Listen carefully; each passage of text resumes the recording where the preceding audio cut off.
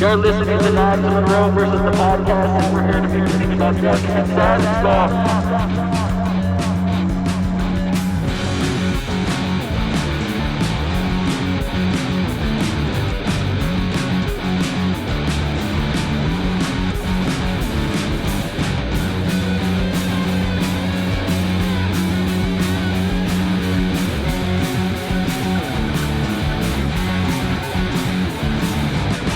Welcome to another episode of the podcast. I am your host, Knives Monroe. Thank you for listening. I'm honored. For the first time in 2020, I have a guest face-to-face. I've been doing a lot of remote talks, and they're not my favorite. And I'm actually talking to one of my favorite artists ever, and a great man. Thank you so much for coming into my home during a pandemic. Mr. Adam Moya, how you doing? I'm doing well. Thanks for having me. It is my pleasure, man. I got to say, I'm tripping out. This is surreal to me. This is so cool. We met 9 years ago. What was the place I saw you for the first time? I think it wasn't Roosevelt's. It was another place called like Aces or something. Smoking Aces. Was it? It might have been Aces, yeah. And I remember going out in Mission. Possibly. I can recall me and my friends, we were scouting to make, we were just hungry videographer people. And my friend Mark had a web series, and I think I knew he was trying to do a variety show element, and I knew, well, you know what, music would be really, really cool with that. So we were scouting for musical talent. We found a couple of guys, and then we found Landlocked Pirates. Oh, cool name, cool bunch of young bucks. It was like, what is this about? And I've had the pleasure of seeing some pretty cool acts in my time, but that one, I'll never forget that, dude. I can't even remember what I had for lunch yesterday, but I can remember the first time I saw Landlocked Pirates, and I heard your pipes, and I was like, I don't know if you've ever experienced this. No smoke, and I've told you this before off mic. It was like watching Nirvana for the first time. It was like watching Nirvana play Bleach before they ever made music videos. It was like, is this fucking happening? Like, this is in the Valley? I have to ask, are you a light-skinned Hispanic? Yeah. So, me as well. And seeing someone that looks like me take stage in the Valley and just wail, like, had a profound impact on me in many different ways. This was a set. I couldn't even tell you the tracks that you guys played, but you played 4 or 5 songs. You had a crowd of maybe 50 to 70 people in the palm of your hands. And it was one of those moments where I don't have a musical bone in my body, but I felt like, I want to be a rock star. I want to do that. How does anybody do that? I miss those shows so much because of the crowds, the people. We were a very lively band, we were rowdy. I used to jump through drum sets at the end of every set. Yes. Yeah. Yes. Like we were rowdy. Yes. But it was always, the more I was able to give of myself to the crowd, the more the crowd gave back to me, and then it became like this cyclical just energy. Yeah. And to this day, one of my favorite things in the world is playing songs for people, because I feel like even if it's a one-on-one thing, it doesn't matter how many people are in front of me, the more I give, the more it seems to be received, and it's one of the best feelings in the whole world. There's honestly, I think the only thing I love more than that is my son. Yeah. How is he doing? He's good. He's Yeah? 6 now. I can't even imagine. I don't think I've seen a picture of him or anything, so I don't know what kind of... I don't really share a lot of stuff online anymore. My life I keep very private to myself. Obviously. I like it that way. Yeah. I'll show you some pictures in a little. Yeah. I can't imagine. He's hilarious, dude. What's he into? Video games. Like, yeah? Pretty him. He's 6 years old, so wow. Fortnite is really big. We had to get kind of creative during this whole pandemic thing to like spend time together. And one of the ways that I figured out what we could do is we play video games every day. Yeah. So every night at 7:00, like I jump online and he and I play like Minecraft together or Fortnite or, that's cool. We play games. Man, that's awesome. Especially now, man. Like I remember when the pandemic hit, like in March, everything was sold out. Like people knew, they were prepared to stay home for sure. But that's cool, man. And I look forward to seeing pictures of him because I can't imagine. Like we had kids. We knocked up gals around the same time, like weirdly. And we got kids around the same time. I think they're like a month apart, man, or maybe 2 months apart. Yeah. And so like that's just wild. And so I can kind of having a boy, I can't imagine, because I have a 15-year-old stepson. He's nuts. He's into games as well. My daughter, like I couldn't imagine a male me. I just couldn't. A female version's enough. Oh man, he's a little smartass, which makes me happy. We watch monster movies together. I love horror movies. They're just some of my favorites. So we watch things like Aliens and stuff. And That's like so cool. when someone dies in the movie, he's like, "Well, dumbass, like if you didn't walk down that hallway, you would have been fine." I'm like, It's got wow. the attitude. Yeah. That's so cool, man. But if you were to tell 22-year-old me that you'd be here in my space, like on my podcast, like I wouldn't fucking believe it. This is gonna sound so hyperbolic, and I'm sorry if this makes you uncomfortable, but seeing you guys play live, and I've been on stage taking photos and videos of you guys. I've been in the audience, you know, and it feels like you guys are bigger than life. You guys feel untouchable. It would be like watching. Dave Chappelle's coming to Austin in a couple of days, and it would be like watching that. It'd be like, I can't touch that guy. He's untouchable. That's how you guys were. That's how you still are in my eyes, man. Well, that's very nice of you. I know it's a little weird. I'd feel uncomfortable if somebody told me that. I'd be like, I'm okay, just yo. a monkey. I say the same thing, but you know, it's just nuts having you here, man. So, how much time do you have? I've got a good hour or two. Okay, of cool. time. Cool. I want to be mindful of your time for sure. So I have just a couple of questions. I know you have your guitar, and I want to hear some music, but just for contextually for my listeners, how did you get into music? I grew up in a pretty musical family. My mom sang in the church choir. My dad tried to sing in the church choir. I played the violin when I was 10 years old. I was in mariachi. Mm-hmm. I've played music my whole life. Mariachi had a huge impact on me. There's a difference between like classical music and playing mariachi for people. I remember the first gig I ever did in the high school mariachi. We played at like a high school pep rally or something, like before a football game. Mm-hmm. And you know, classical music, it's fair. I sit here, the crowd's over there. People politely clap when it's done. And you know, it's cool, and I love classical music still. Yeah. But with mariachi, man, like you're up in people's faces. And again, it's kind of like I was talking with the Pirates. The more you give, the more the crowd gives back. And that energy changed my life. Yeah. Like I knew from that moment on, like I want to perform music for people because it's the tits. Yeah. It's interesting that you discovered a passion by doing it. Growing up, did you ever see heroes or icons that maybe struck a chord with you and you're like, I want to try that? What's that like? Did you have heroes like that? Not so. My family has terrible taste in music. I grew up listening to like The Sound of Music and Garth Brooks, and I can't stand either of them. It's just not my jam. Like, you know, if it's for you, that's cool. It's just I don't much care for it. Yep. So I really started discovering music in my teens when I discovered things like punk rock and metal and indie rock and just all of those things. Who were your guys? I guess, you know, I take it back. I retract that statement. There was one band that when I saw them, I was like, I want to fucking do that. And it was the December Drive. I've never heard of them. They were a local Valley band. They were an indie band from the Valley. Really? My sister Cassie was dating their lead guitarist when I was like 16 years old, 15 years old. Do you remember that guy's name? Toby. Really? His name Wow. was Toby. And I went to go, you know, at these little shows at a place like Athena's Coffee Shop, like little places around McAllen where you see like punk rock bands and shit, like the VFW. I remember that. And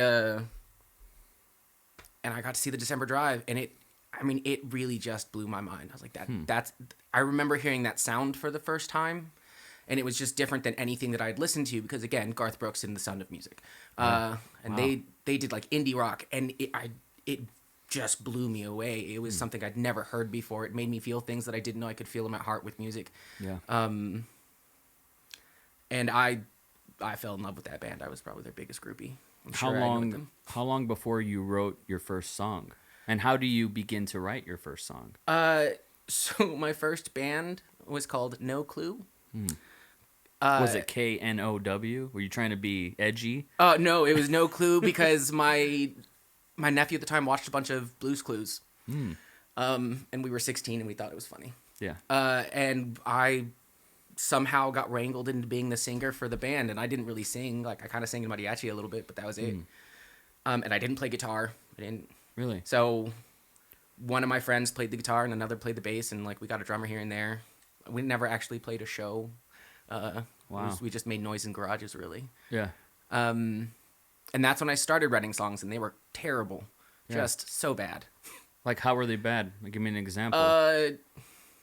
Poorly crafted songs. I didn't sing in tune very well. My voice hadn't kind of found itself. Like, the way I sing now compared to what I was trying to do when I was 16, night and day. How did you find the way you sing now? By refusing to shut up. Yeah? I'm slightly contrary. How do you mean? Well, when someone tells me you can't do that, I generally say, well, fuck you, I'm going to do that. Because I want to. Now I want to even more. Yeah.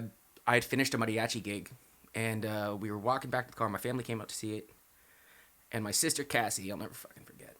She goes, maybe you should just stick to the violin and like not do the singing thing so much. And I was like, well, fuck you, dude. And then, as I was discovering my voice, and I wasn't good, like you get good by doing it over and over and over again. I remember I had friends who were like, dude, stop singing. Like, you're just loud. Like, you need to stop. And I just refused to. Wow. That's it. It was just perseverance. Yeah, I've seen you play live maybe 5 to 10 times. You're so confident on stage. Like, I've seen mainstream acts, like you have, I'm sure, and I've never seen anybody with your confidence. Something magical happens. I call my guitar my power animal. I hate public speaking. Like, I get real nervous. I get flushed. I sweat profusely. Like, it's disgusting. But you put a guitar in front of me and give me a microphone, and something just kind of takes over. And do you like get into a character or something? A persona? I think, especially in the early Pirate days, I definitely did. I mean, we wore the vest and the ties, and we were super rowdy, and I jumped through drum sets. And I think that was kind of a persona I took on. Like, it started off as a persona, and then it slowly just kind of became who I am on a stage. Like, now that's just what I do. I get very into the songs that I play, and I get very emotional about things. Yeah. So maybe it's a persona. Maybe it's just kind of an extension of myself that is hard for me to share with the world when I'm not playing songs. Yeah, you turned up to 11 maybe. Yeah. How did Landlocked Pirates form? I don't think I've ever asked you that. I had a bunch of songs. I just, because I write songs. And a friend of mine named Steve, he had some recording equipment. So it started off with just me recording acoustic songs and him recording like percussion stuff in the background. And we made a little album. It was called Sin, Sex, and Sarcasm. Yep. Because those are three of my favorite things. Yeah. What were the tracks on that album? Oh man. Let's see. It was like 4 or 5 tracks, right? Oh, it was like 10 tracks. Oh, I don't think I have this then. Yeah, I have like one copy on a hard drive somewhere. Oh my god. And it's really poorly recorded. Back it up on the cloud, man. Yeah, it's there. And I mean, so one of the title track was called Sin, Sex, and Sarcasm because that was one of the songs. And like Being a Drunk was on there. Peter and His Keys. I wrote the song about how this guy, like, he knew the devil was coming for him, and he knew, like, because he hung out with degenerates, and like, God probably wasn't going to let him in, or Peter, like, guarding the gates of heaven wasn't going to let him in, so he took his soul and he tied it to some keys, and he tossed them out into the ocean. So when the devil was pulling his soul down out of heaven, he grabbed the keys to the gates of heaven and was like, haha, I got my soul and the keys to heaven, I'm getting in now, fucker. Wow. And, like, sneaks his way into heaven. It's a cool song. It's a cool story. Yeah, there are a lot of songs like that. Like, I really started, like, developing my storytelling chops in that album. When you get and you guys have had different, a different lineup with Landlocked Pirates, and then I remember Business for Thieves. There was a Business for Thieves for a little while. Yeah, I remember. There was this one track, and I'll get to it later, on SoundCloud. Dude, I must have heard it like 20 times a day, every day for maybe 2 years. But when you grab the original crew, the original band, is there a discussion that's had of, hey, you're going to do this, you're going to do that, don't write this, I'll take care of this, or like how does that get figured out? It kind of happened organically. Like, so my friend Steve, who helped me record that first album, he was also a very talented lead guitar player.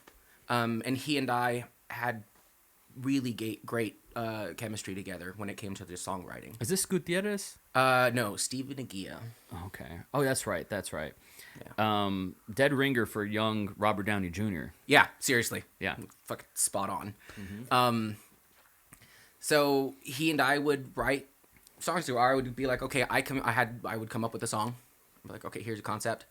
And then, we would hash it out, and I'd write all the lyrics and shit, and he'd write lead guitar parts, and then we'd bring it to the band and be like, all right, band, this is what we have. You're the bass player. Figure it out. You're the drummer. I trust you. Figure out something. And sometimes there'd be a little bit of direction. I'd be like, hey, you should do like a little more chug-a-lug on that part, or this needs to be like booming and a lot of tom work. But for the most part, I've had the really good fortune to work with great musicians. So I don't really have to tell them anything. I just have to be like, look, here's a song, and then they magically write parts that make my song sound good. Wow. Was there, because you know how guys are, and from my experience, for some people, I'm not their cup of tea. I have a very animated personality, I'll say, and people confuse that with egocentric and arrogant and things like that, which, I can understand, not without reason, right? But when you get a couple guys together, like was there an ego? Was like, how do you have those conversations? Being in a band is like being in one of the worst relationships you've ever been in, because there's fighting and all that stuff, and nobody ever gets laid. Like, there's no makeup sex because you're not having sex with your bandmates. Okay, so you're saying that, you're confirming that right now. There was none of that. There was no sex between any of the bandmates. That's funny. But I mean, there were fights.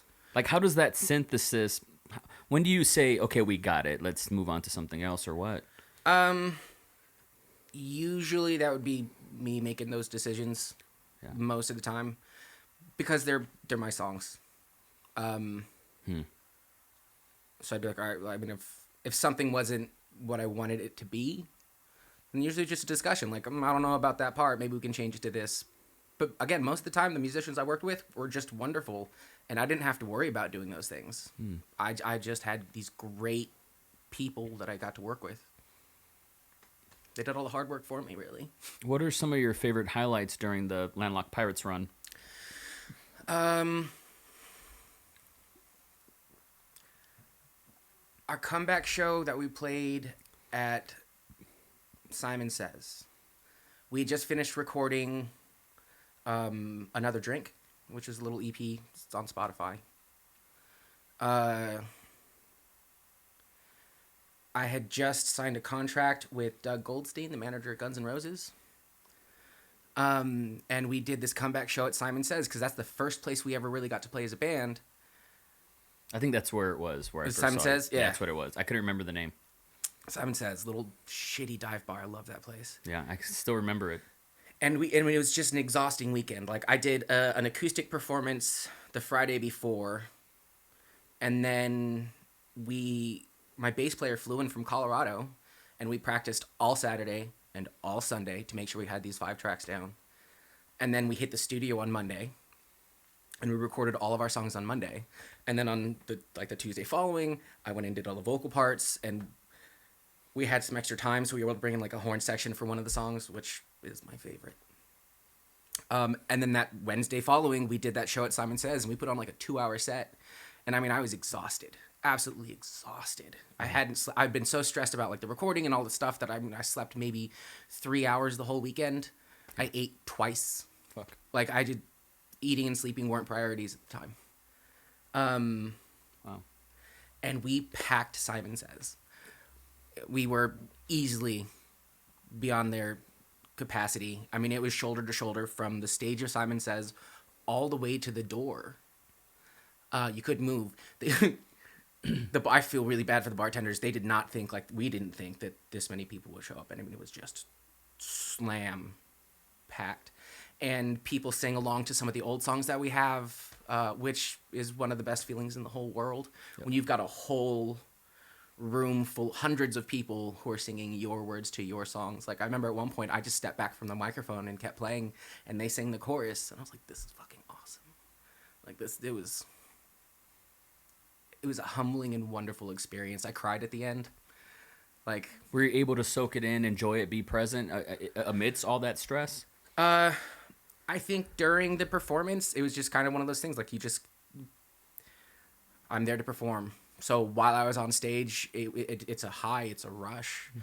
The bar went through. They ran out of beer almost. Wow. We had three, like they always had in the freezers, 3 giant bottles of Jaeger, and we drank all of the Jaeger in Simon Says. Wow. Like it was stupid good. Yeah. But during the performance, it was a performance. It's what you do. Like you dress up in your vest and your tie, and you make sure all your pedals are right, and then you play songs the best that you can for the people who decided to come out to support you. I know I went to one of your goodbye shows. I don't know if it was the one, but I went to one. You guys may have had like a farewell tour. Yeah, we did. Well, I went to one. I want to say it was like April 15. Yeah, and it was at Aces North in McAllen. Correct. And well, I didn't think the band was going to be able to go on anymore. I just had my son. My wife at the time had her stroke. So life was just a little chaotic, and I didn't know if I was going to be able to do any more music anymore. So we did a farewell show, and that one got rowdy. Yep. There was crowd surfing. I remember at the end, that's right, we brought Dezora and some of the Los Gagaleros on stage with us, and they played O Mio Mai with us at the end of the night. That's right. Yeah. We got rowdy during that show. That was a good one. That was the last time I saw you guys live. And so that big show after your recording was after. Yeah, that was after. That was, I think, in 2018, 17? Oh, wow, okay. 2017. By then I must have moved. Did Landlocked Pirates die? Pretty much. When did it die? And how did it die? So I'm divorced now, right? And after I asked for the divorce, some really terrible accusations came out about me that are all fucking false. And it ruined my name. It ruined the band name for a lot of people. I lost a lot of friends over it. And I personally spiraled into a terrible, deep depression. Damn, man. I'm sorry. It took me years to I really didn't know. recover I didn't know from that. it. Yeah, it's taken me several years to get to like a place in my mental health where I'm not sad all the time. What year was that? Like, when was the event? 2017. Fuck. We had just had our comeback show, and a month later, it all went to shit. Like, we had that great show at Simon Says where we packed the walls and rocked everybody's socks off. Yeah. And then it all fell apart. Fuck. When did you recover? When did you realize, like, I'm out of the darkness? It started this year. Really? It took probably until this year for me to start. I didn't realize how much, like, my wife having her stroke and then the accusations and losing my band and losing my family and like just all of these things that had happened. I didn't realize how much it had turned me into an angry, depressed human being. And I had become a very angry, depressed human being. Angry, depressed. Yeah. What is, because I know the depression where I'm in my bed, I can't take off my shoes, and I can't do anything, like a paralyzing depression. What is angry, depressed? A little bit of that. There are days where I couldn't get out of bed. I couldn't clean, couldn't eat, I just sit there and sulk all day long. And then angry that I pushed away a lot of the people that are important in my life. Why'd you do that? I think I was partly scared. All these accusations happened, and I'd already lost a bunch of friends over that. And I think because of that, I became angry, which led to the depression as well.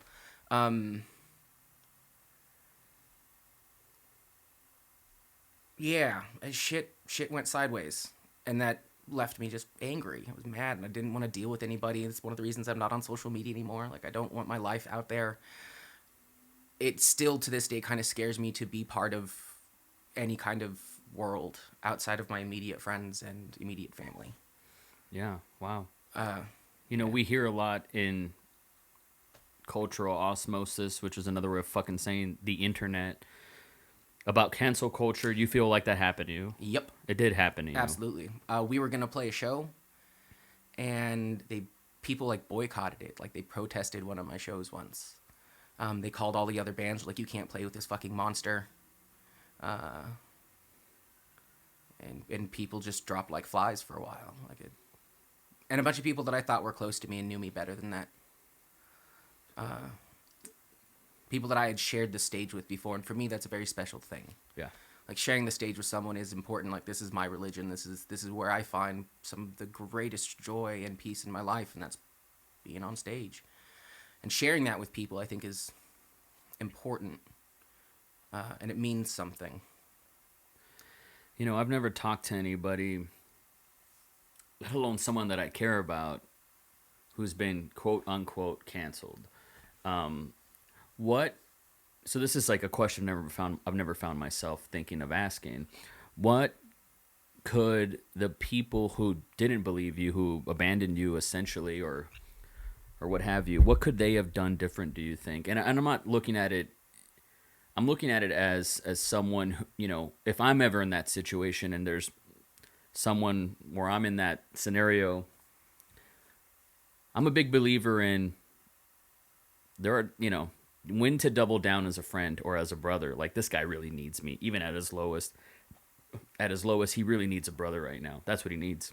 What could these people have done? Those people still exist in my life, and I love them. Sorry, I thought I turned the volume on this down. It's all good, man. I'm still making noise. You are hot shot. I knew it. Just so popular, man. I'm so popular. Is that Spotify right now? You're getting dings every time? Spotify? No. What could they have done different? What does someone do? Ask questions. Like, when you hear something really horrible Is it about any somebody, of their business? Well, when you hear something really horrible, when someone's accusing someone of doing horrible, monstrous things, and they're your friend, or at least you think you know them, I think ask questions, give them a chance to at least defend themselves before you just wholeheartedly and without any other thought cancel them. Do you think those people would have listened to you? I don't know. I'd like to believe so. I still think people are pretty decent. Yeah. Most of the time. So a 3-year, I look at it like, this is me being an optimist. Depression, like being in a cocoon, and hopefully you emerge, right? 3 years, you're in the sunken place. How do you get out? Good friends. I still to this day have some very good friends, and they have just been there for me. I mean, it's people. People are the most important things in your life, and they can hurt you the most, but they can also help you save yourself from yourself when you need it. Yeah. And I'm very lucky to have some friends who did that for me. Oh man, what is your relationship with the RGV like?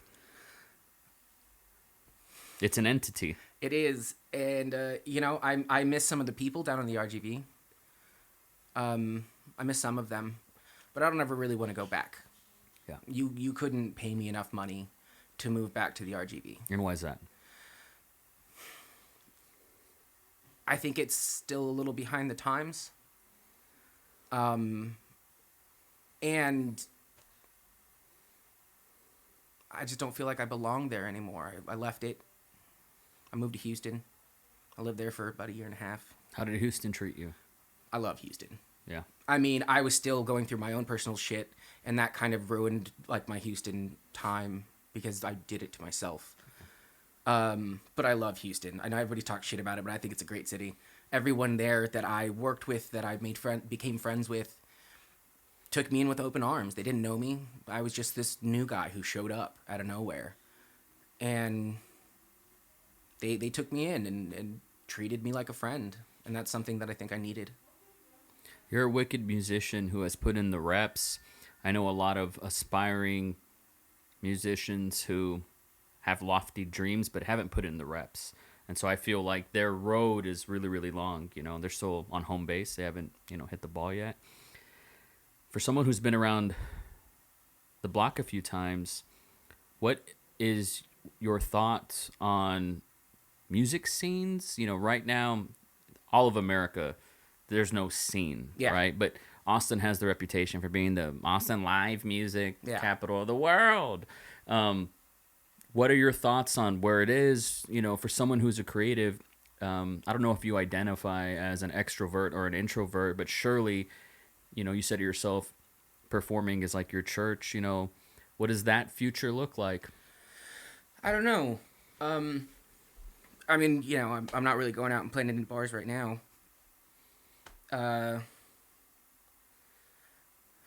People and everyone that I've played for in Austin has been really receptive of the music that I play. People seem to like my shit, and that's always a good feeling. Yeah. So hopefully in, the near future, I can go back to playing songs for people. I don't know much about the scene here because I moved here last December, and then 3 months later,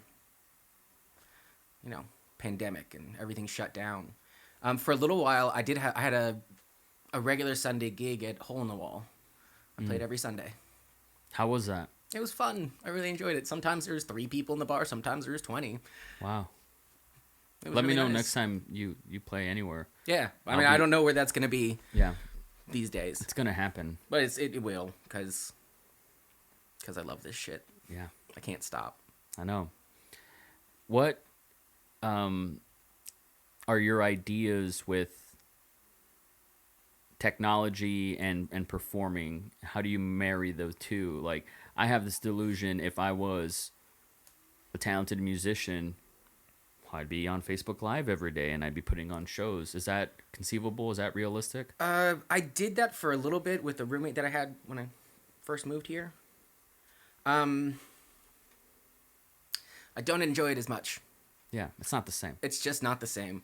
Because like I said, playing for people, that's where my heart's at. And playing into a camera just doesn't feel the same. It's not what I enjoy. But the times they are changing, and that seems to be what people are doing a lot now. So every once in a while, like when I write a new song, I'll put it on my Facebook page. I'll post it up, like, hey, look, there's a new little thing. But like playing shows for like Facebook Live and stuff, I personally don't enjoy it.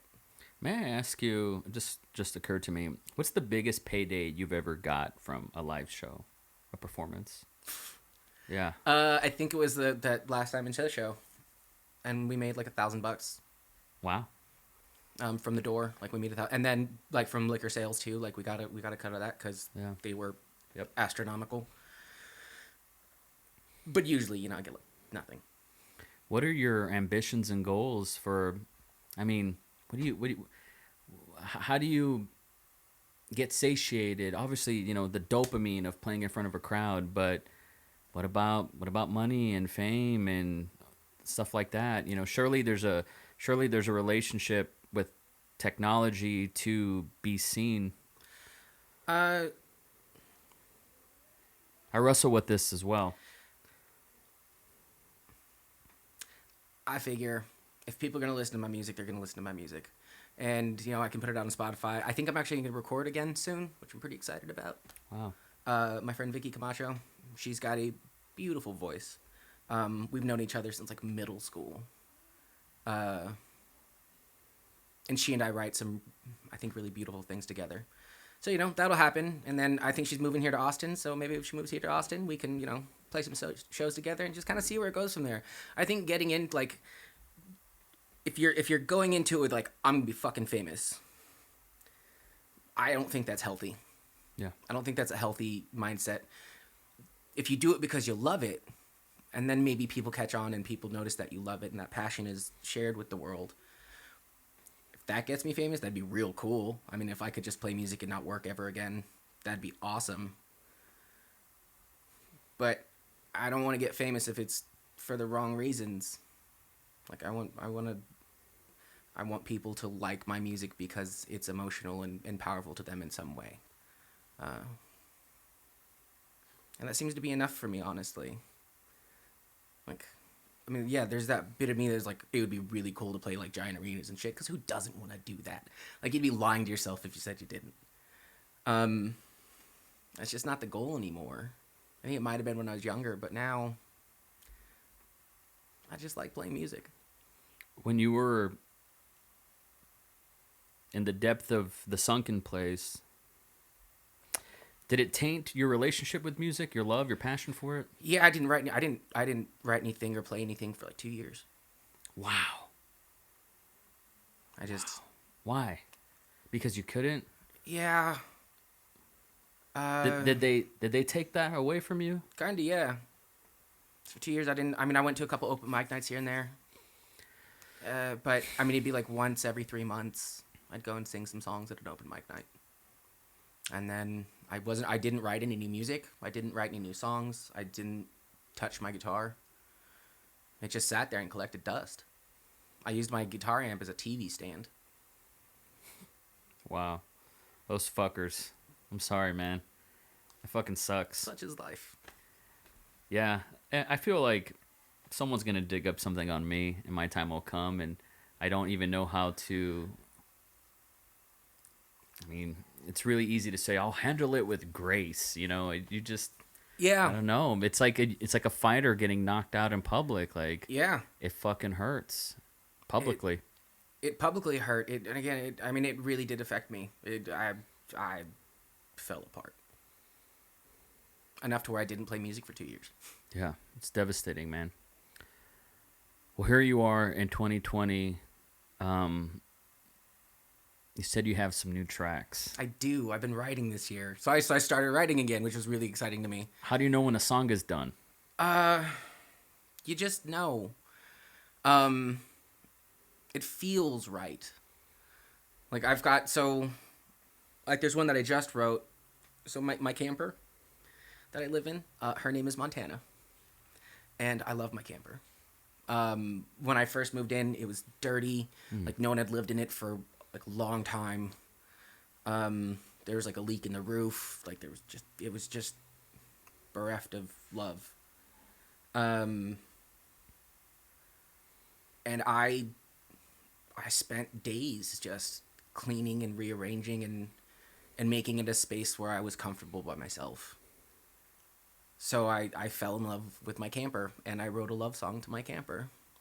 It's called Montana Meets Texas, and it's beautiful. It's beautiful. It's hands down, I think, like one of the more beautiful songs I've ever written. And what I realized, like during the process of writing this, it's also very like an emotional thing. I realized that it's not so much that I'm in love with a camper. I'm in love with this space that I've created for myself. This new form of comfort. This new home that I have. And then, you know, when the lyrics seem like they're done, and you should see my lyric books. They're full of scratch outs and cross. Like, I mean, I look like a crazy person writing shit down, and I'll burn through the same lines over and over and over and over and over again until I find the right syntax and the right phrasing and the right message that I'm trying to convey in the song. And then when it's done, you know, it just feels right. It feels like a song. Like before it's done, it just kind of feels like a patchwork of notes and ideas. But when it's done, you just feel it. When I was a little kid and I heard Yesterday for the first time, you know, the impression I got being a dumbass was, okay, the Beatles got into the studio and somebody clicked record and they played the whole thing and that's that. That was it. So, I mean, but I have a feeling it's not like that. When you write something like Oh Albatross, that one took me like 9 months to write. I was going to ask, like, does it come in pieces? Does it come in chunks? Like, how do you know it's like, oh, here it is. Here's the silhouette. Here's the shape. Like, how do you know? How do you chisel that? There's some songs that I've written in one sitting. I sat down and the song was like, here's a fucking song. Wow. And that's very rare. It doesn't normally happen that way. That's like catching a big fish. Yeah, it's just early morning whiskey songs. I wrote that one in one sitting. Like I sat down with a bottle of whiskey at like 7 in the morning, and early morning whiskey songs was the result of that. Songs like Albatross, I remember I came up with the guitar parts for it, and I knew I wanted it to be something nautically themed. I knew that much. Wow. And then I played around with lyrics for 9 months. It took me to figure out like what the story was gonna be and who the narrator was and what was his journey and all that kind of stuff. It took me a while. And it's kind of like process of eliminate. I feel like it's chiseling away is the best way to think about it. It's like you have a piece of granite in front of you, and the song's hidden in there, like it's inside the granite. And you start chiseling off a corner here and a corner there, and you shave it down over there, and before you know it, you're like, okay, well, this is the shape of this thing that I've been trying to make. Yeah. That's wow. Well, I'd love to hear your love song for your camper. My love song for my camper. Yes, sir. Get comfortable, do what you need to do, and ladies and gentlemen, Adam Moya.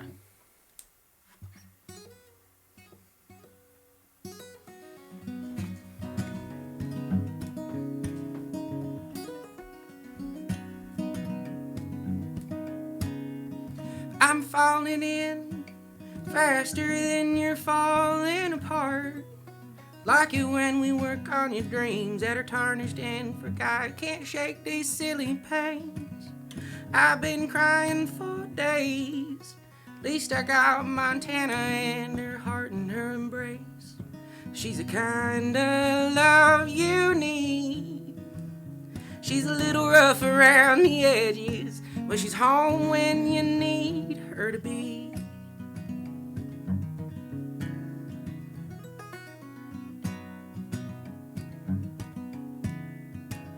She wore cobwebs for crowns the day the faded gave us. I had traveled through towns in a riddle of winding roads. Oh, we both bear the scars of the memories that kept us chained up. There's comfort now knowing my scars don't sleep alone. Well, the hills hug her gentle and sweetly, and the stars pour down on her while we're dreaming, and the trembling she feels like there's death at her heels, and her shakes come from love and fear of the rain.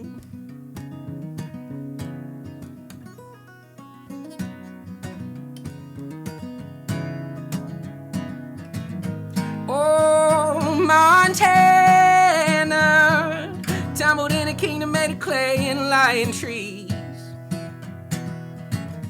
Oh, my Montana, well, you can tumble right into me. Oh, Montana, tumbled in a kingdom made of clay and lying trees. Oh, my Montana, well, you can tumble right into me. Well, you can tumble right into me. She wore cobwebs for crowns the day the faded gave us. I had traveled through towns in a riddle of winding roads.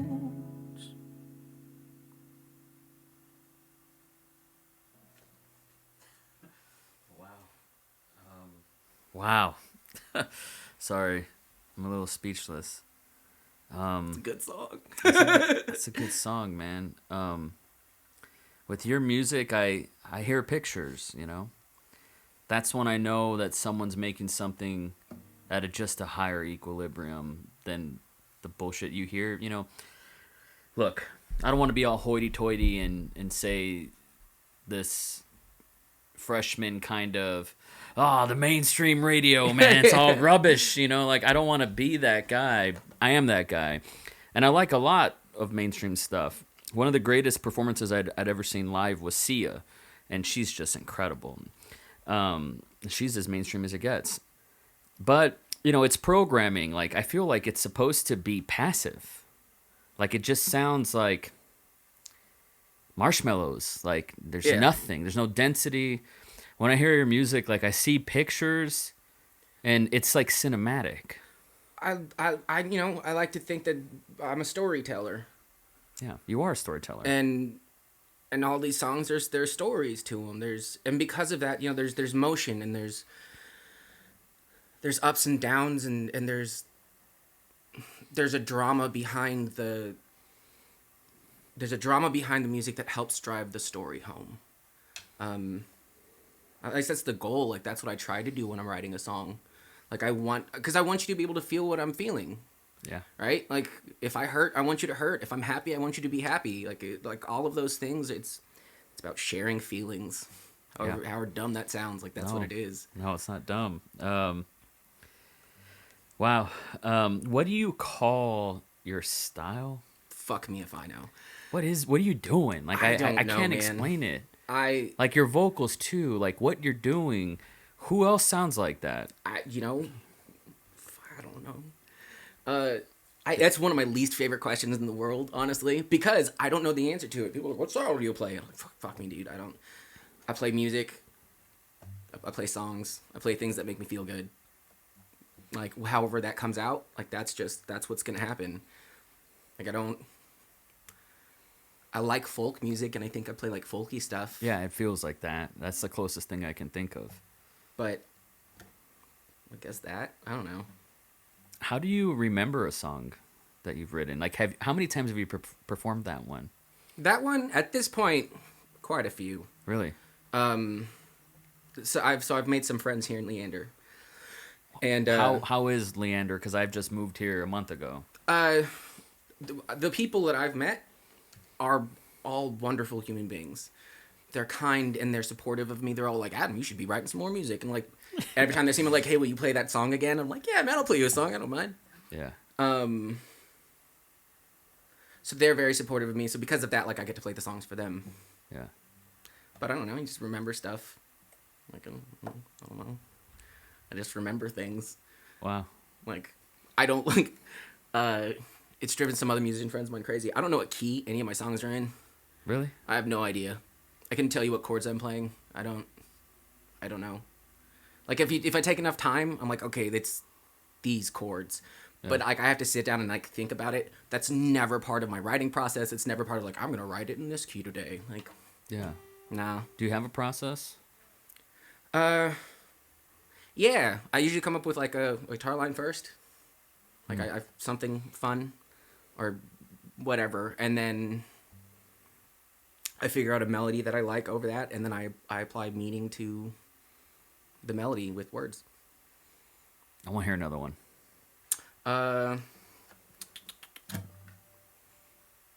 Let's do a loud one. Awesome. This one's cool. So this one's called The Tyranny of Hurricane Hannah. Okay. I like obscure names that have nothing to do with the songs. I love it.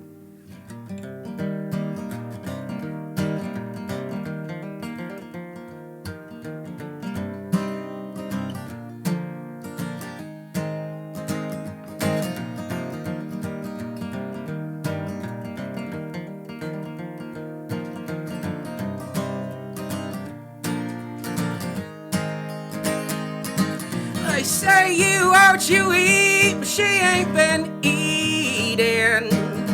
Since she been drinking, I guess it means that she's poisoned. He's a stone's throw from falling apart by every evening. And the bars where he recovers from another disappointed lover found in his bed. No, I know. The hardest part to weather. And oh, I know.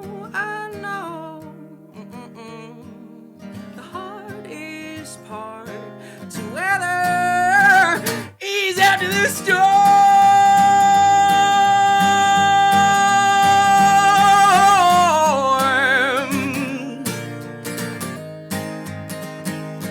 Well, a little bit of lightning ain't nothing to hold.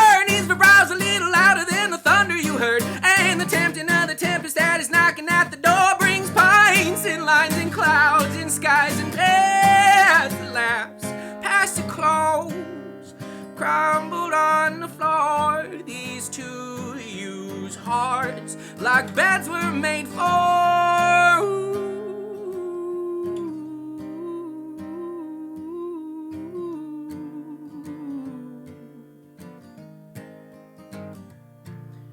'Cause oh, I know the hardest part to weather. Oh, I know, the hardest part to weather is after the storm.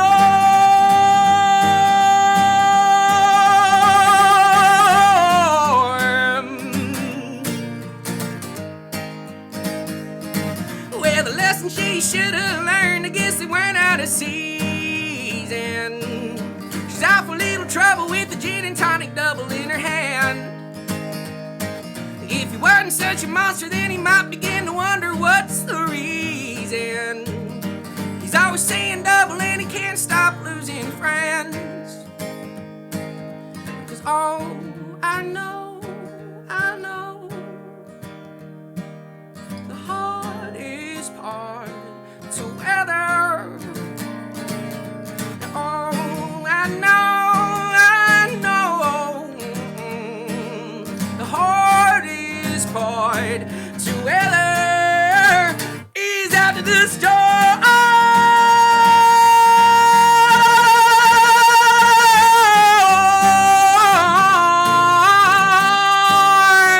Is after the storm.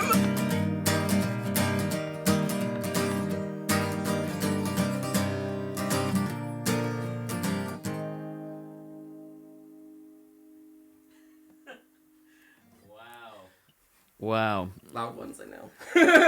I love it. What does your boy think about this? He doesn't care at all. He doesn't think it's cool. Can you move this mic just a little closer to you? Yeah, he doesn't care at all. Yeah, he's It's funny. Like, he's not interested in any way, shape, or form in any of the music that I play. does he think it's like corny or whack, or is he's just not even? It doesn't faze him. I think maybe Because that would blow my daughter's mind. She's uh, never seen anything like that. he my son grew up with me singing songs all the time. Yeah. Or so far, it's just been, dad sings songs. That's the thing he does. Yeah. So I don't think it doesn't register to him that it's any different or anything. It's nothing special about it. It's just, it's me making noise. It tells me I'm loud. Yeah. How do you do that? I don't know.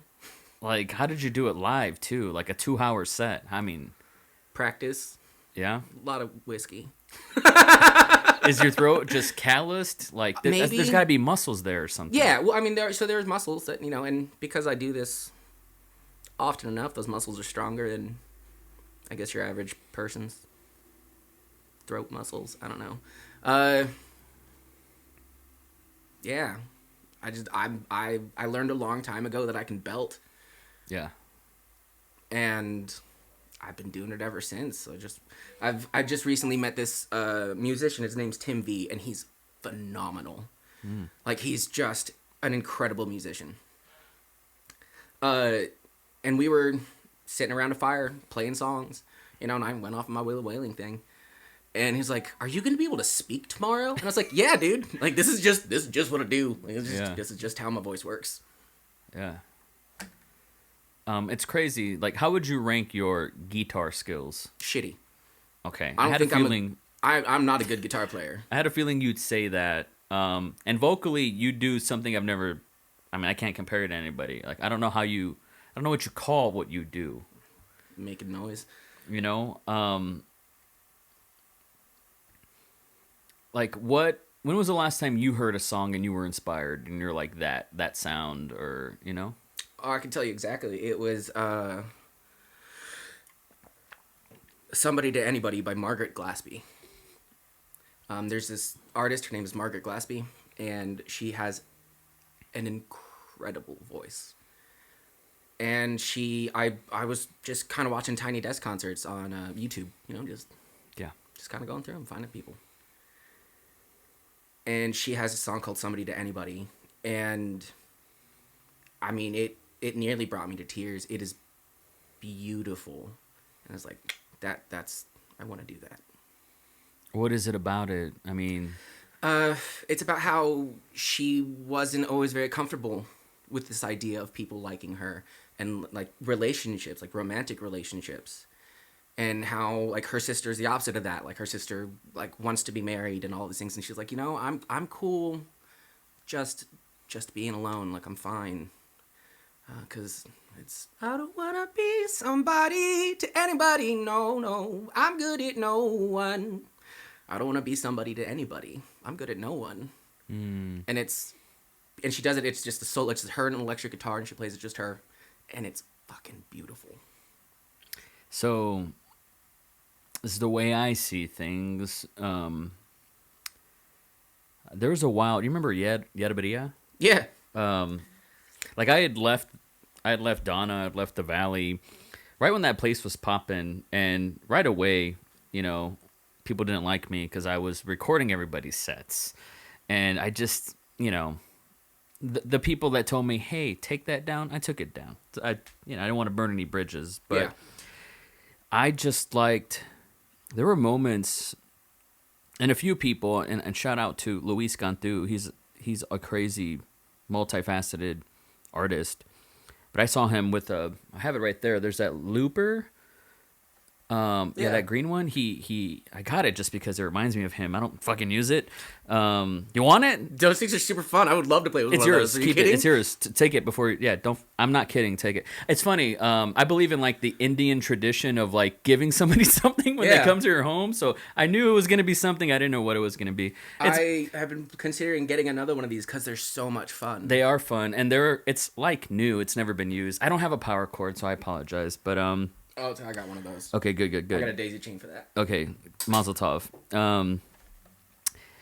And I met him at Yerberia, and he just blew me away. I mean, he just did something so basic, and it was on YouTube, and he saw what I was doing, because he's a young guy, and he was like, he felt like, hey, put that on Reddit, and what if it explodes? And I was like, that's what I'm talking about. It was just my way of giving back to the scene, and there were some people who were working stuff out, and I get that. But I guess all that just to say, presentation matters, but you would have never encountered that track that you were talking about if she didn't put it and expose herself on YouTube. Yeah.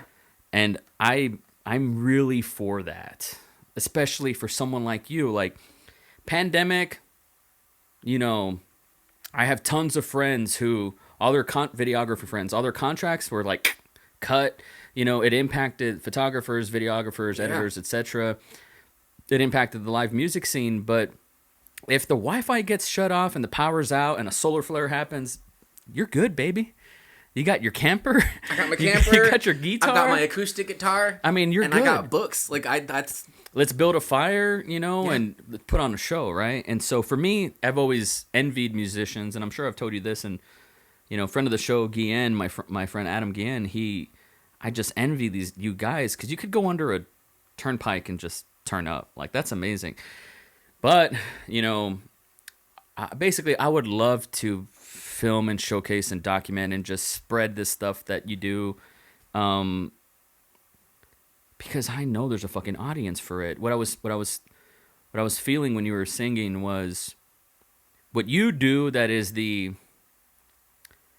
fraction of 1% of what I think how people make it. You know, sometimes pretty people just make it and they're flashes in the pan. You're pretty, but some people are just pretty, you know?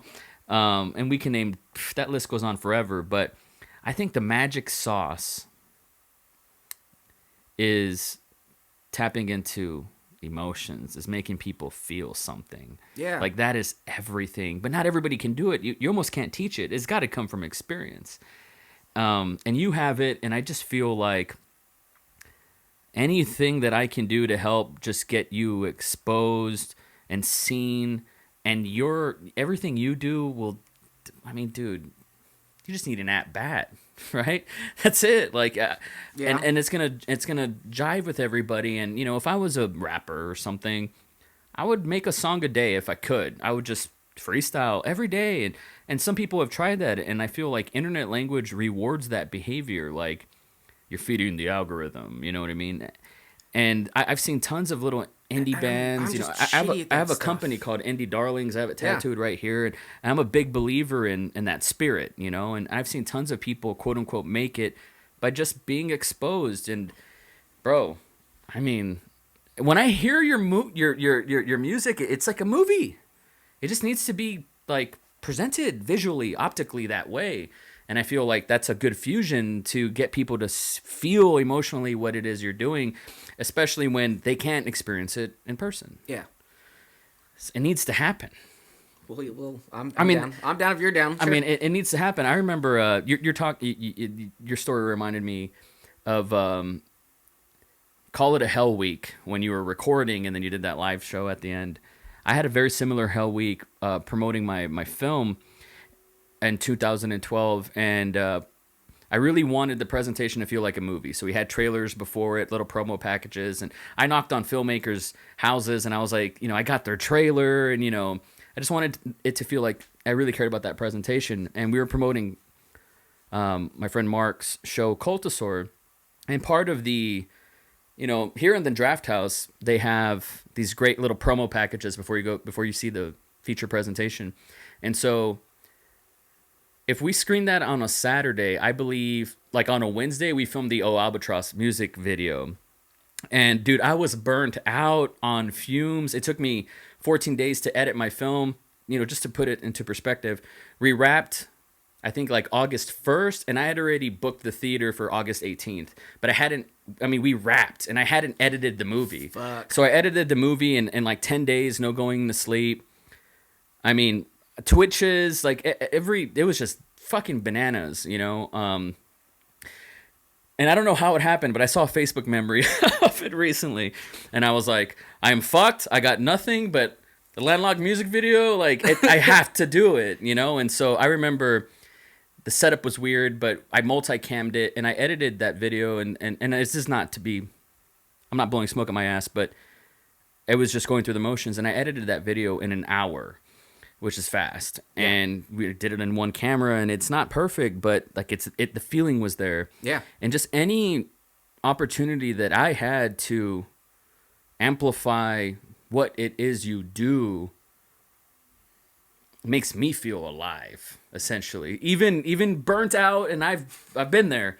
But I just would love to do that, and it's just Well, I got a bunch of new songs. fuck, man. Like, I don't know what to say. It's just nuts. And my only thing is just to do it service, just to do it justice. That would be the only challenge. But literally what you do is, literally what you do is incredible, man. Let's hear another one. This one's sad. Oh, yay. Sad's my favorite.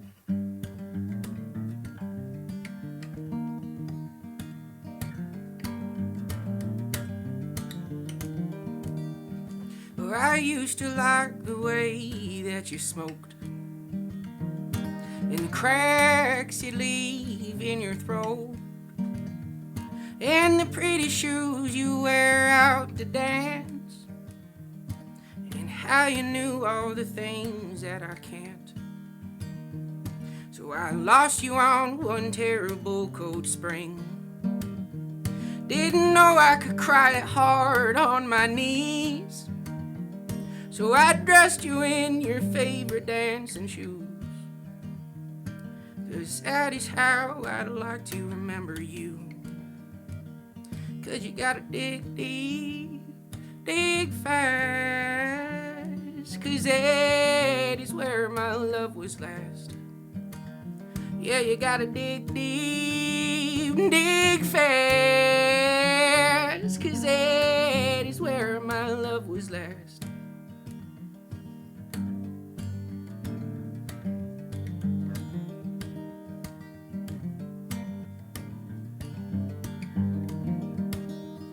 So everyone showed all dressed up in black.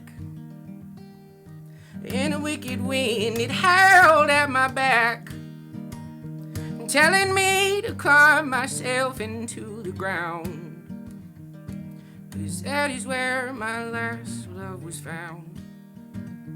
So I took the wicked wind for his word.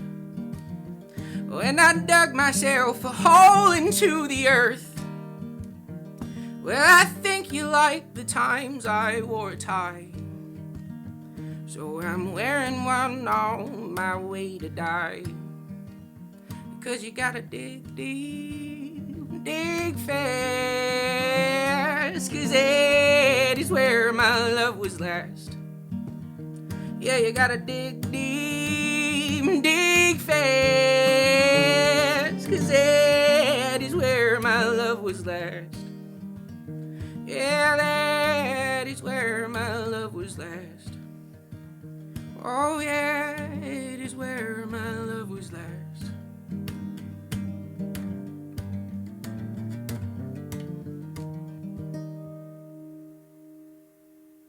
Wow.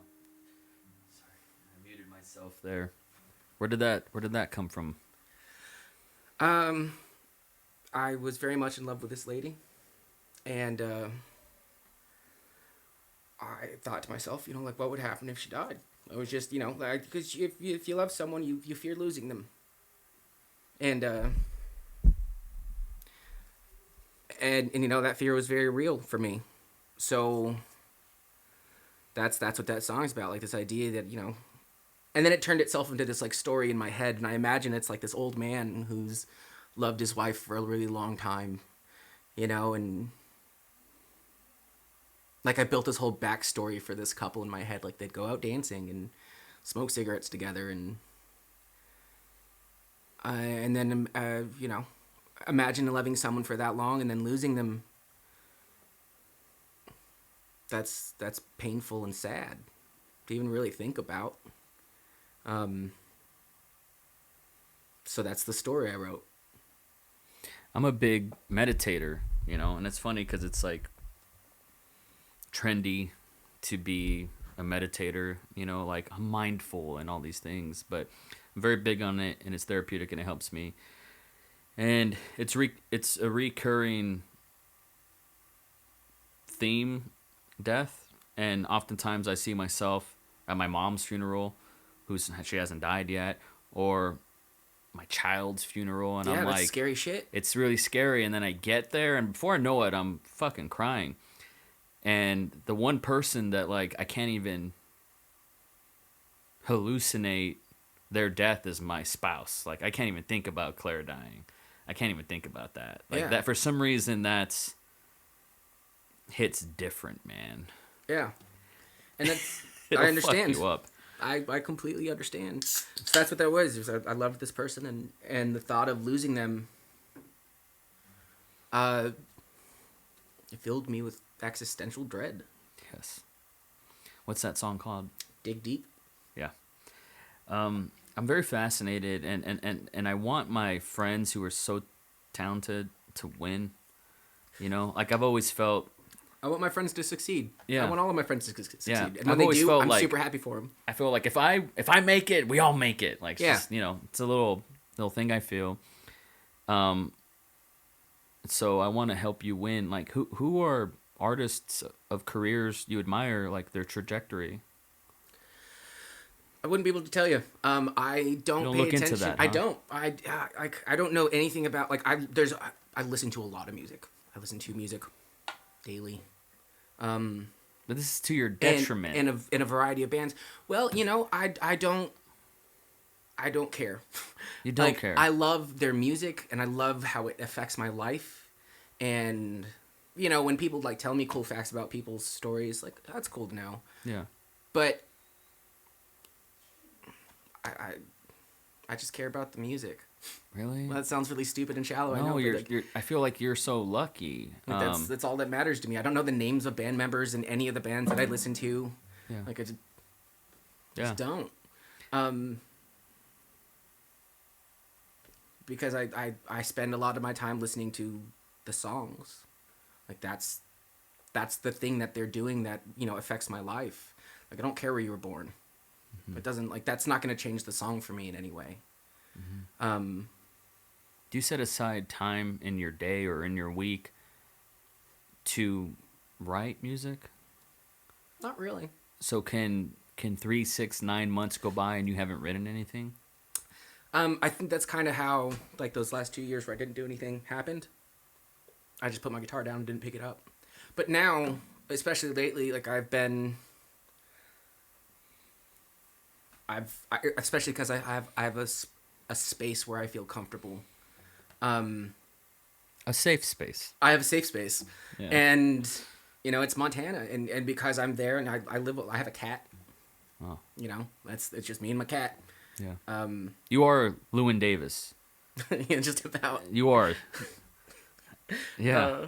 It's just me and my cat. And you know, when a song comes to me, it comes to me. Like, I just started one like this. And this is generally how it happens. Like, I'm like, oh, that would sound cool. And then I go from there. And so this one's not done. Like, this is what a halfway finished song sounds like. This one's called She's a Swinger. My friend named it. And great job. Good job, Sean.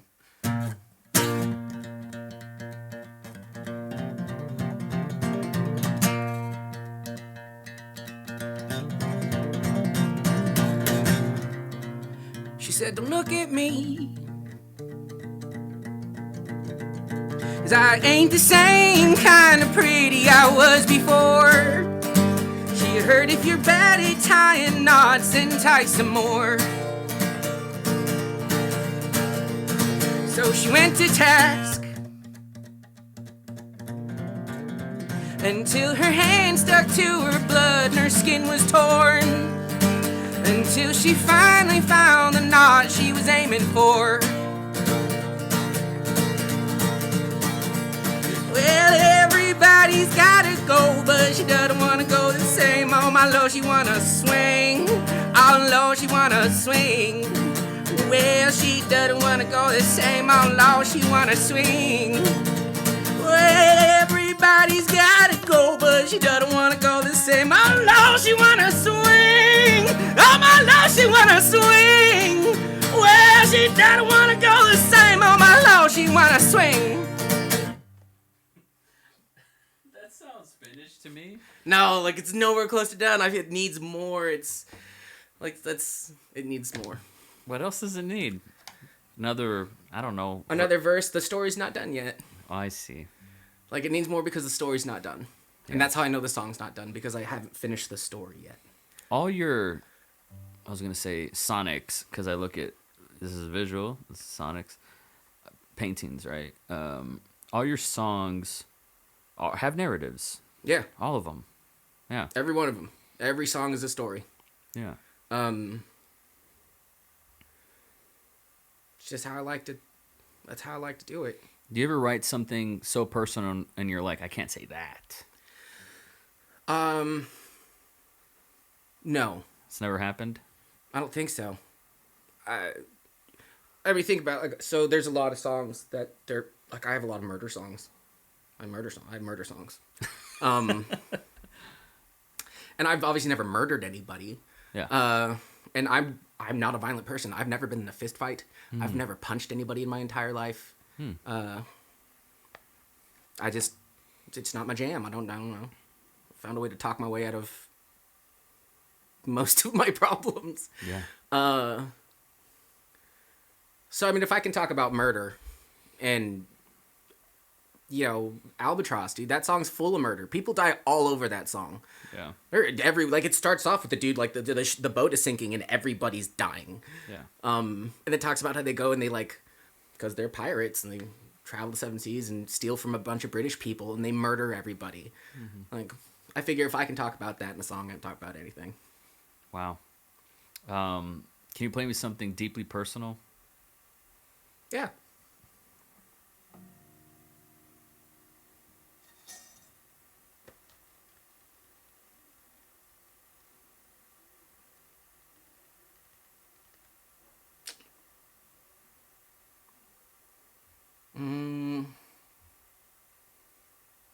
Let's do one I don't think you've heard. It gets loud. So the song's called Ghost. And it is... I have horrible depression, right? It's there, and it can be crippling at times. And it doesn't ever actually go away.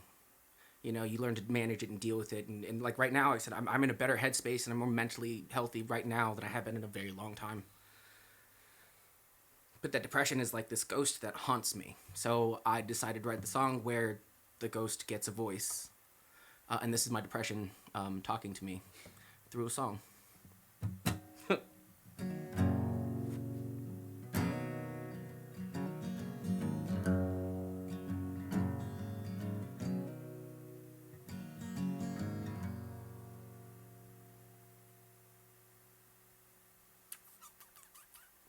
Oh shit, I forgot the first words to it. This happens to me sometimes, and that's my own song.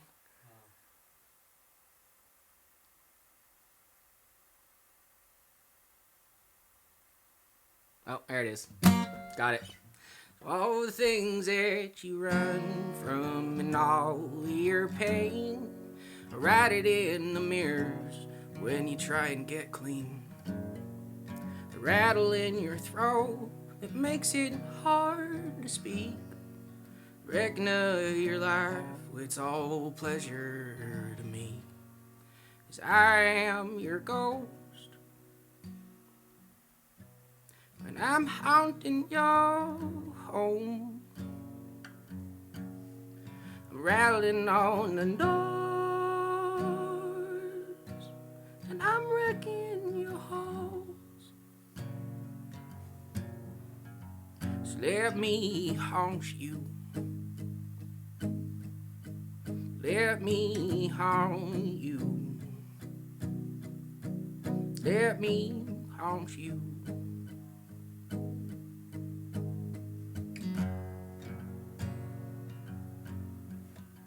So I said, now hold on, hold on. Well, I'll never let you hit the ground. A place where I know you belong. I said, now hold on, hold on. I'll never let you hit the ground. A place where I know you belong. So let me haunt you.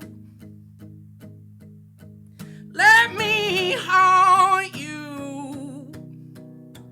Let me haunt you.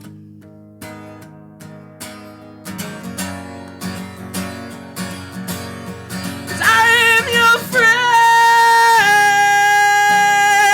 when you are alone. And aren't you afraid that I am your home?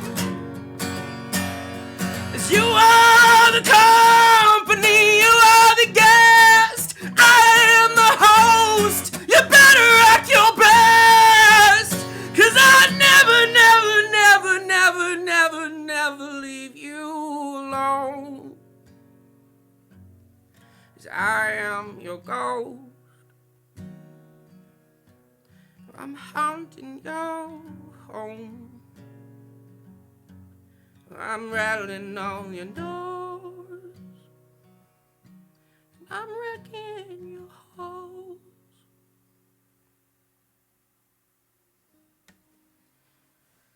Oh shit, dude. I think that might be your my favorite song. It's a good one. I do think so. Very emotional for me. Fuck. That fucking hurts. That fucking hurts, man. Ay, ay, ay. And that's what that's what my depression feels like. That's the best representation of what my depression feels like in my life. It sounds like, it felt like to me like a specter shoving a dagger in your heart Yeah. and taking,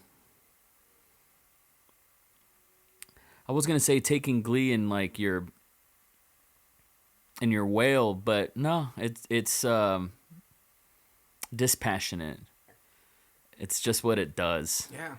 It's fucking terrifying, man. I'm so sorry. That is terrible. God damn, that was beautiful.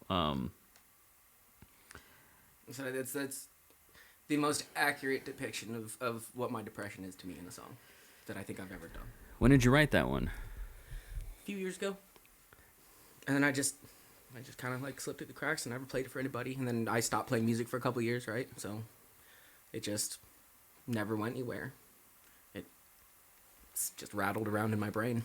If I'm like some sort of hot shot, like, hey there, boy, you got some spunk. Like, let's put you in the music studio, see, and we're gonna be printing some cash. What do you bill yourself as? How do you present yourself, promote yourself? Like, what is the packaging? Like, these songs are emotionally all over the place, but Yeah. I want to. I just don't know. Like, do you, album-wise, like, do you think you paint in pictures? Like, do you think, well, here's the Depression album, and then here's the Redemption album? Like, how do you compartmentalize that? I don't think life works like that. So I think it'd be a disservice to make an album like that. Yeah. Life doesn't work that way. Sometimes, you're sad. Sometimes you're not. Sometimes good things happen. Sometimes people die. If I'm William Moneybags, how many? That's his name. Wait, Moneybag, gotcha. How many tracks do you have in the can ready to go? That haven't been recorded? Yes. Let's think.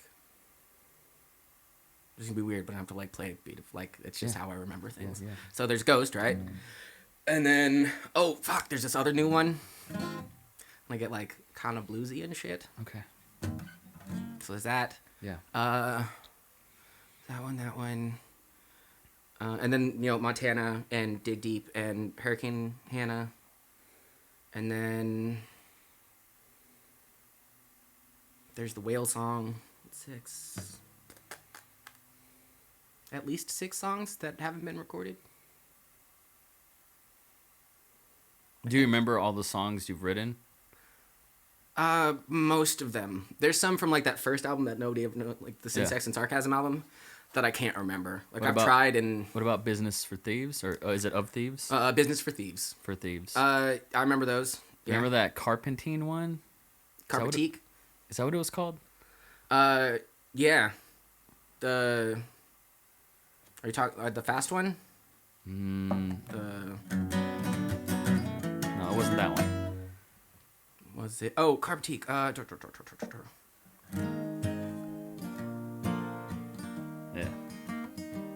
Can you play it? Yeah. Oh, thank you, sir. Remember when we started in '86? We had one showroom and damn, business grew quick. I had my cars, you had your jewels and cigars. We had the copper teeth, the tea kept us rich. And there was Flanagan's, the drinking in the day. For a nice dinner, I would take you to Santa Fe. And steal off to Vegas, to stay home and sleep in. I could find heaven in your lips. 'Cause oh, love, please don't go. Because without you, I ain't got no home, love. Oh, I should be the one to go. Because without you, the world gets a bit too cold.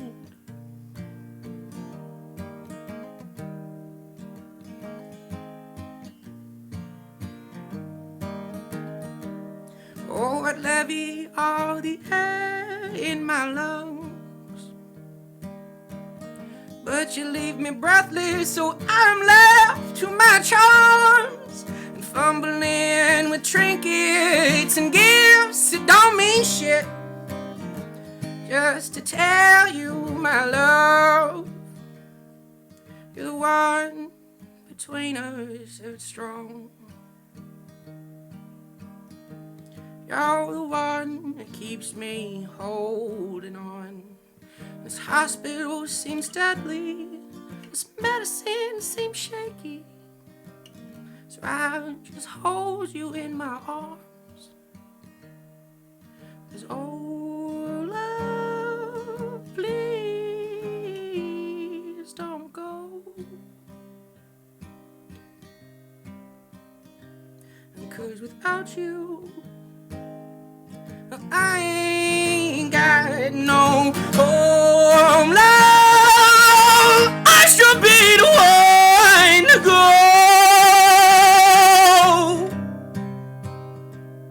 'Cause without you, the world gets a bit too cold.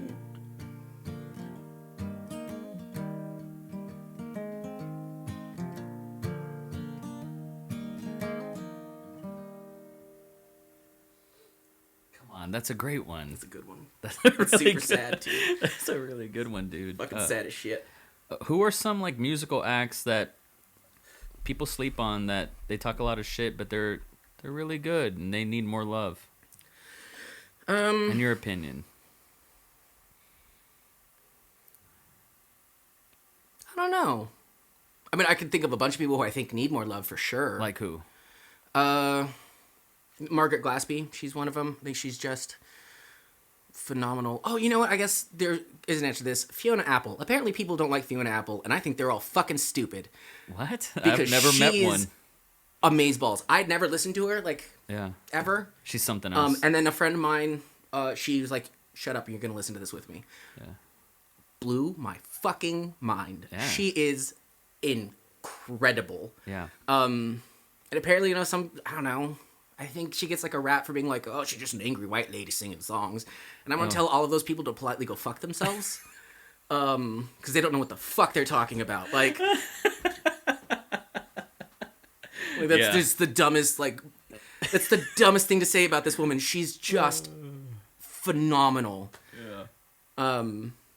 She new record this year too. And it is good. Yeah, it's complex. Yeah.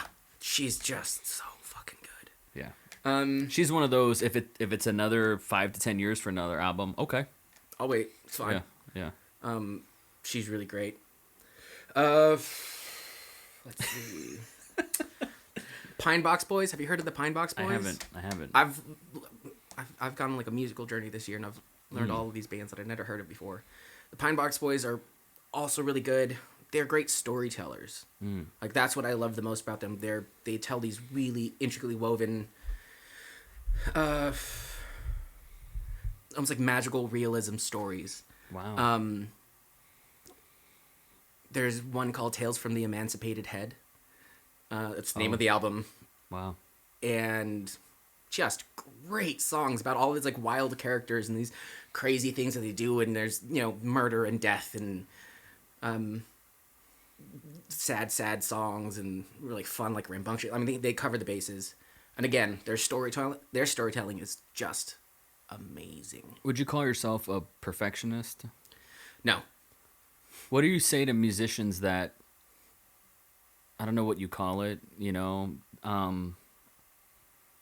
can't let a track go, like they're trying, it's not right yet, you know, all that kind of stuff? We know those people. Yeah. You gotta learn to just love what you have. Like, speak to them because they need to hear it. You gotta learn to love what you have. Like, perfection in music is the dumbest thing that you can try to like put together. Music is about so much more than perfection. It's about like your heart and your soul, and it's about your life. You're sharing yourself with the world every time you play a song, and you are not perfect. I mean, yes, you can strive to be better, and you can strive to make your music better, and you can get close to these things, but like truly and absolutely like aiming because everything's got to be perfect is a horrible way to treat yourself. Music should be, I think, music's more delicate than that.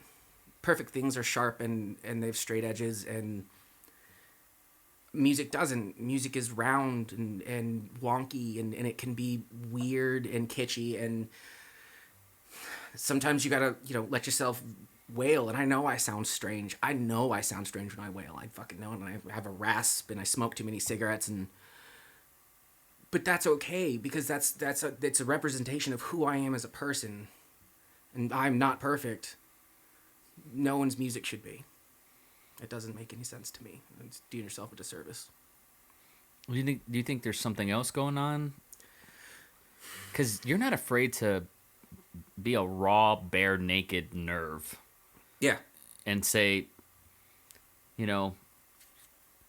hurt me, with your criticism or your what have you. I think people are afraid, like, what other people think, maybe too much. Yeah, quit. Fuck them. Who cares? Fuck them. Like I said, I was told to stop singing a long time ago. And if I cared that much about what people think, I would have stopped a long time ago. But here I am now, singing sad, sad old man songs. And I think I've gotten kind of good at it. Yeah. Because fuck the criticism. Like, your song doesn't have to be for everybody. Mm-hmm. Not everybody's going to like your music. And that's totally okay. I don't like everybody's music. Yeah. Nobody does. It's setting up these ridiculous expectations that I think in the end hurt the artist and the art. What's an example of a song? I'm sure there's many that you kind of think is like the composition, the story, the structure. It's kind of perfect. Oh, let me tell you one. Fuck, this is gonna be so embarrassing. This is so embarrassing. So for years, like for 15 years, my favorite song was Fleetwood Mac's "Beautiful Child." I don't know why. I pirated their music when I was like 14, and I didn't know what I was getting. And I heard that song, and I was like, just the first 3 seconds, I was like, "This is my favorite song." Like, this just happened. And the exact same thing happened. I had heard Tracy Chapman's "Fast Car." Yeah. And it was this live version in, I don't think it was not Harlem. It was Compton, somewhere in California. Harlem, somewhere in California. And it was like a stop everything that I'm doing. I heard the song and I fucking cried, man. Like it was a big, big, gross cry. And I'm like, that's my favorite song. Like what that song is so intangible. And I mean, movies aspire for that, Yeah. Movies spend millions, tens, hundreds of millions of dollars to affect somebody that way. And it was just so elegant, and it had pictures, you heard pictures. Like, what is an example of a song where you're like, that's kind of perfect?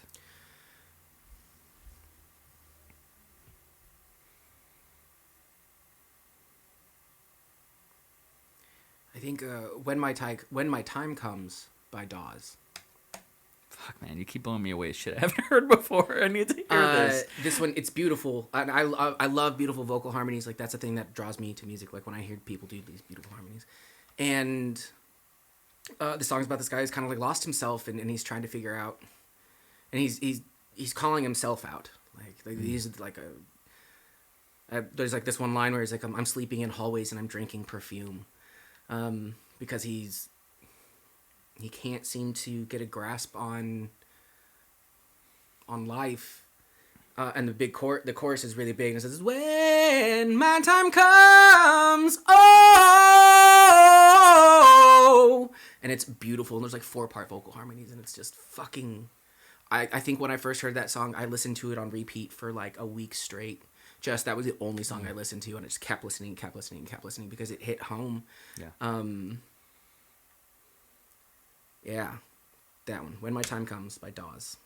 Highly recommend it. Everybody should listen to it. I can't wait to hear it. Yeah, because your music sounds like every track is going to be somebody's favorite song. I would hope so. It has that. It has that intangible quality. All right, I'm super happy, and I can't wait to chop this up and hear this again, man. I'm very serious, and take me up on it. I'm not saying I'm Stanley Kubrick or anything, but I get you. I get what you're doing. I see you, and I want to be able to share that, I guess, the way I've done for the past 10 years, try to anyways. But you move me. It's so special. I feel so appreciate lucky that, to man. know you, and I'm glad that you got out of the abyss, man, because Me too.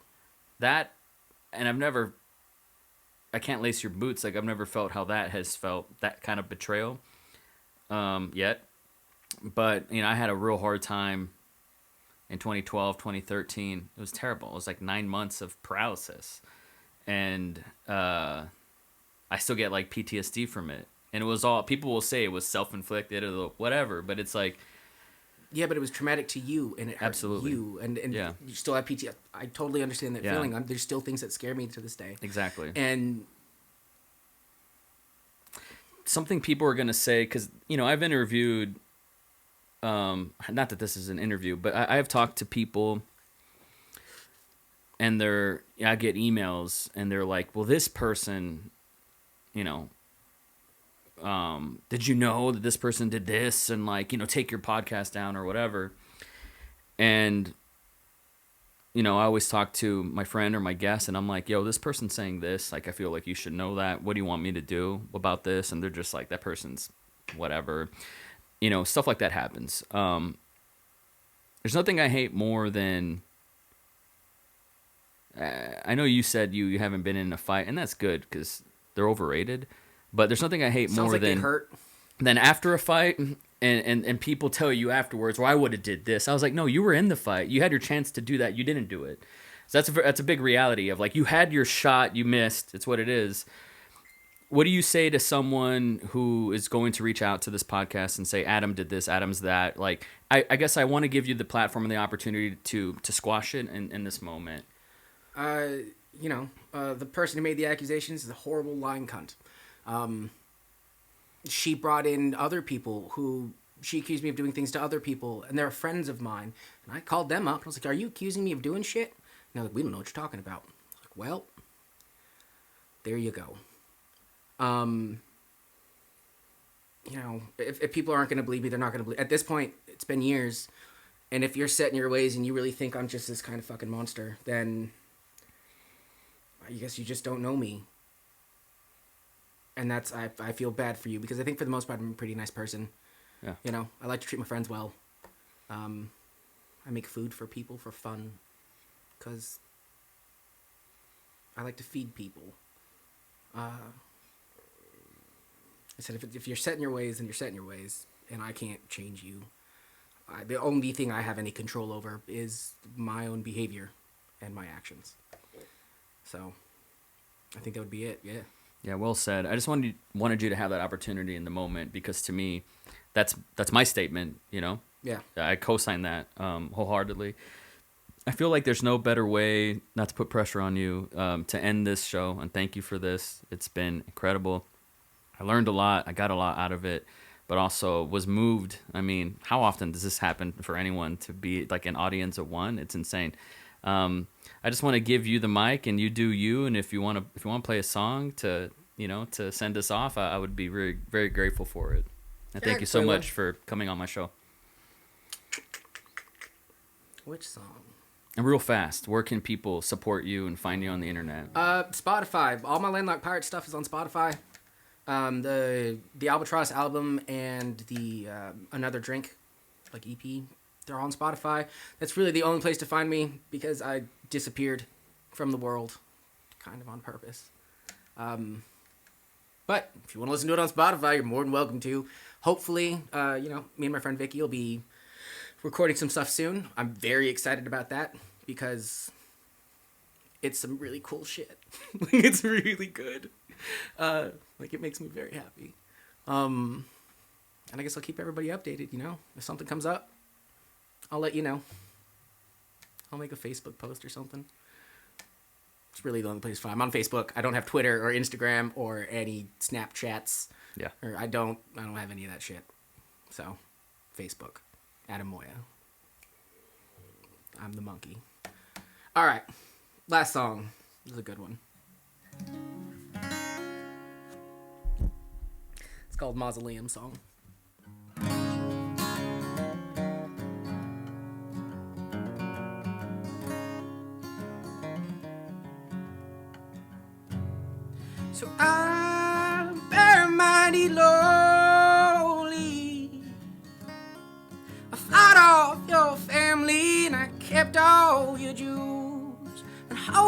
for a haunting. Could use a ghost that looks like you. No, I don't believe in miracles, but don't believe in touchdowns. Well, I just believe in fools. I kept all your clothes to build a mausoleum for imaginary folk, and you can land yourself on up.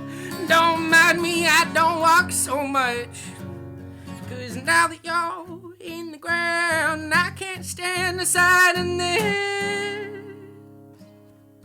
town. And I can't take a brand new lover, so I'll take a bottle and this whole bar down. I take this bar down.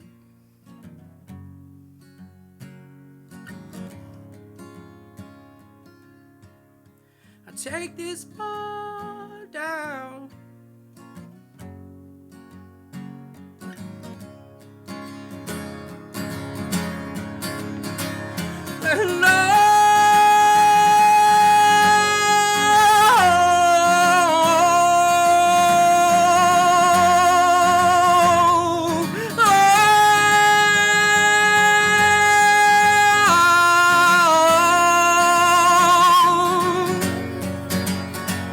Well, I found myself a dancing girl to push me around.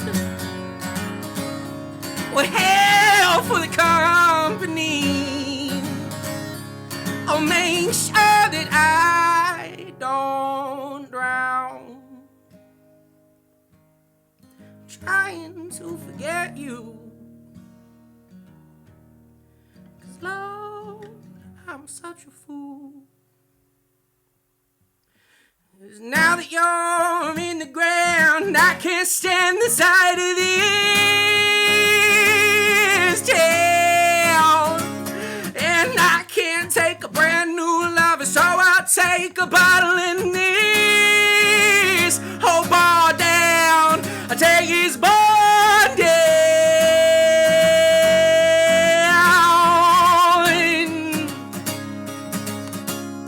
I take his bar down.